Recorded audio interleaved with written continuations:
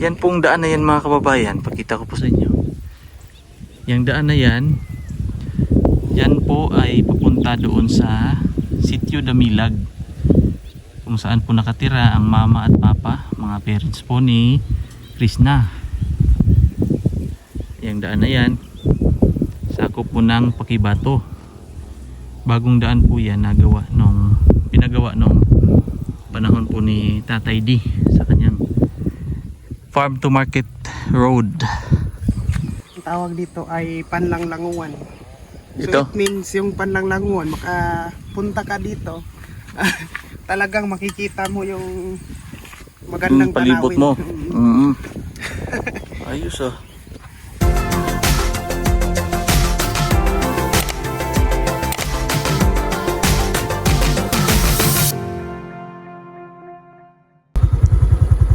Ganito po ang view dito mga kababayan. So hindi pa po ako talagang nakapasok doon sa Mount Kaalasasan. So pero ngayon medyo malapit na lang yata.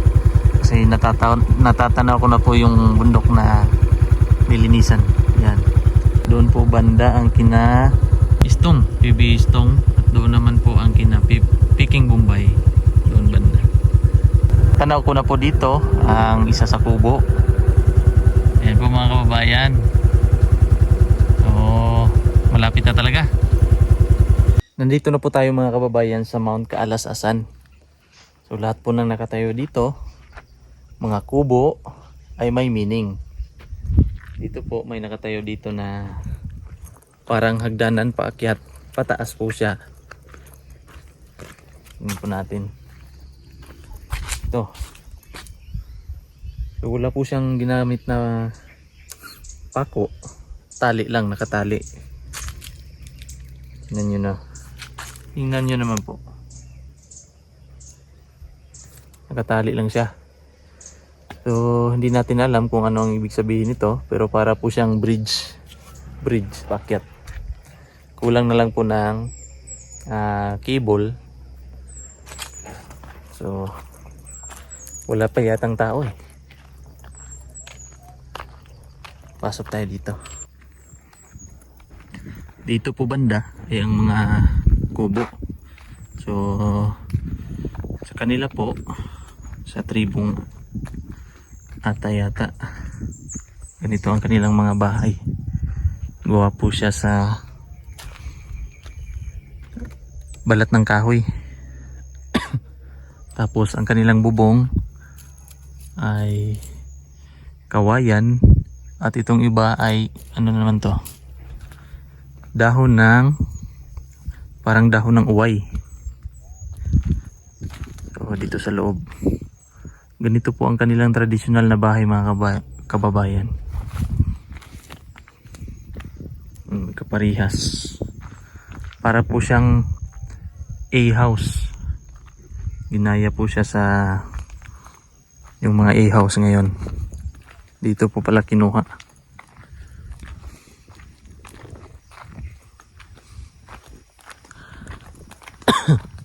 Tapos may mga tree house. Ayan. Dalawang tree house.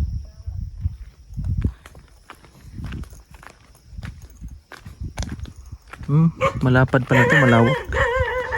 May aso. Ito medyo malaki-laking bahay to. May mga aso.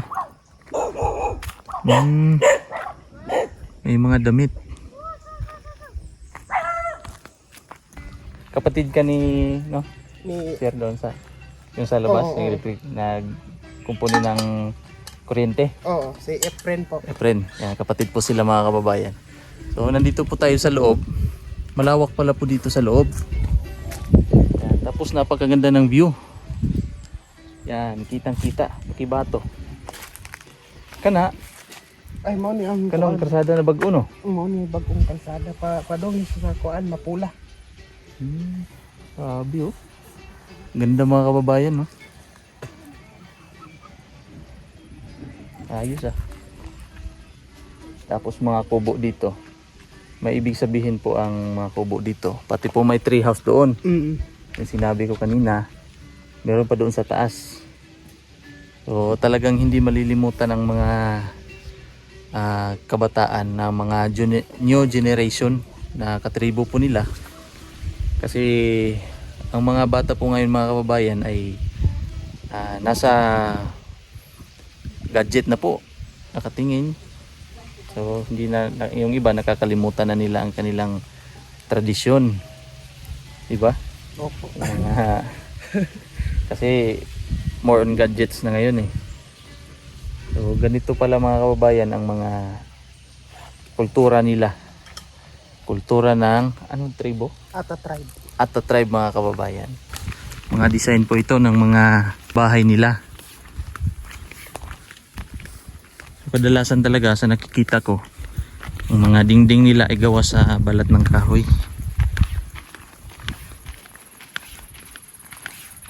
Ay, nagpuyo dari.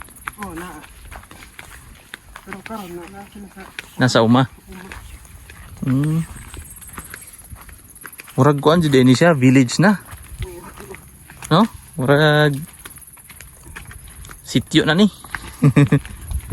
Hala. Wow. Dire na pinagpuyo.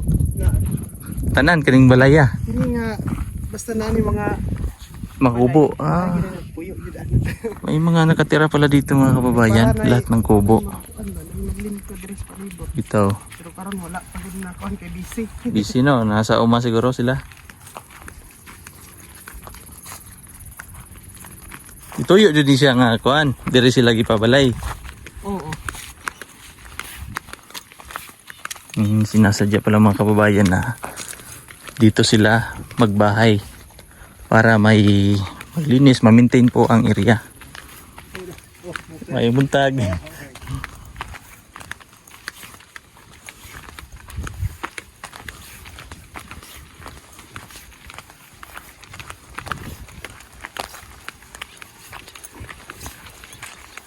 Grabe oh.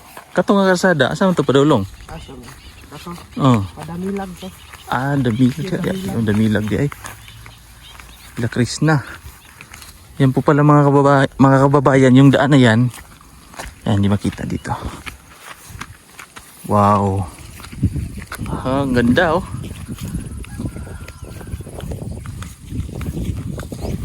Naku, ang ganda. Nakakawala na po ng stress.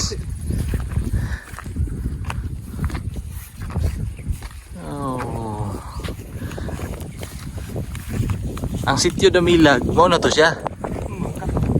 Kana. Wala na nailahos. Dihar dyan sa kutob. Oh. Yan pong daan na yan mga kababayan. Pakita ko po sa inyo. Yang daan na yan, yan po ay papunta doon sa sitio Damilag. Kung saan po nakatira ang mama at papa, mga parents po ni Krishna. Yang daan na yan, sakop po ng Pakibato. Bagong daan po yan pinagawa nung panahon po ni Tatay D sa kanyang farm to market road. Tapos may bahay dito na ay parang ano siya, parang tower. Yan, maganda dito kung hapon, siguro mga alas 5 na, 5. no? Kasi kitang-kita po ang liwanag ng mga ilaw doon sa mga kabahayan na yan. Yan. Tapos may fish pan pa doon, so yan, fish pan or fish pan yata yan sa baba. Yan. Ganda po ng view dito. Tanggal stress talaga. Tapos ito, diretso doon sa Ito po yung purpose na i-develop namin yung 12 hectares. laki pala nito no. 12 hectares na kalupaan ng Ata tribe. Yung tawag dito po, yung tawag dito ay panlanglanguan. So Ito? it means yung panlanglanguan, makapunta ka dito, talagang makikita mo yung magandang palibot tanawin. mo. Ayos ah. Sa susunod, babalik ako dito. Magdadala ako ng kasama. Kasi wala to sa plano eh. Kasi ang target ko talaga puntahan. Yung may hinatid ako kay Istong, kay Sherwin. Tapos sabi niya kanina, ito kita to doon eh. Sabi, ayun yung bahay niya eh. Yun. Yun yung bahay ni Istong mga kababayan yan. Tapos sabi niya, nakapunta ka na dyan. Ito, makikita ito. Nakapunta na ba raw ako dito? Kasi sina dito, si Piking Bombay at saka yung kuya ko, nakapunta na raw dito. Sabi ko, mapuntahan nga. Sabi niya, maganda doon. Maganda talaga. Ayos talaga oh. Dito, akyat tayo. Akyat tayo dito mga kababayan. Para at least po, parang nandito na rin kayo. Kung maipakita ko po ito sa inyo. Wow. Solar, may solar lights. Yan, maganda po ito paggabi. Ayos. Wow talaga. Maganda bumalik dito mga alas 5. Yung ilaw dyan, city lights. Kitang kita po dito. 12 hectares ang area po na ito na pagmamayari ng Ata Tribe ng mga kababayan nating mga katutubo. May tree house po dyan mga kababayan. Aakyat ako dyan. So testing natin kung hindi ba manginig ang tuhod ko. Ito din. Ito naman parang bridge. Tapos makikita mo dyan ang magandang view. Parang may nakita na ako dito. Ganito ah. Sa vlog. Dito siguro yun? Dito siguro yun. Okay pa ba to? Ay, okay pa yun. Ayan. Kahoy. Tapos kawayan. Ito po ay dahon ng balat ng kahoy. Nakakatakot lang pero medyo bago pa naman. Medyo bago pa yung ibaba. Dito po mga kababayan, makikita natin ang magandang view sa baba.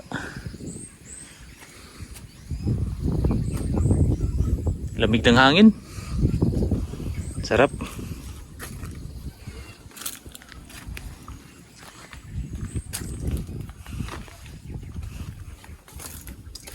Ito, anong explanation dito?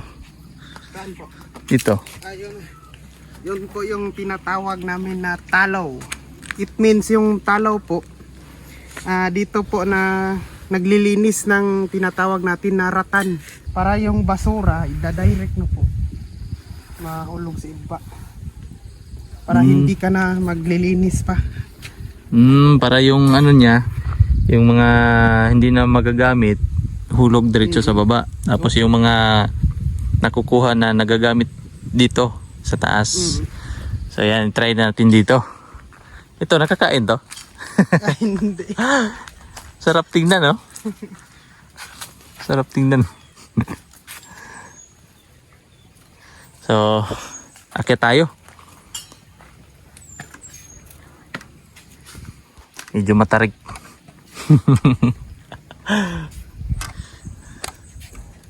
Umakyat po na dito si Nanay Lorna, si Kumaring Irene, si Idito, tsaka si Istong. So kung kaya nila, kakayanin natin. Sanay naman tayo sa akyatan. Medyo mataas oh.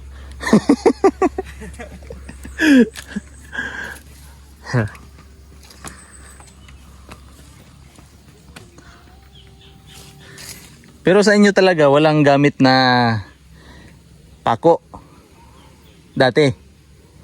Wala no? So ito po ngayon mga kababayan, may pako kasi yung mga umaakyat dito kailangan safe. So ginamitan nila ng pako. Pero sa kanilang tradisyon dati, wala pong pako. Ganito ang gamit nila. Parang uway to, no? Uway. So let's go.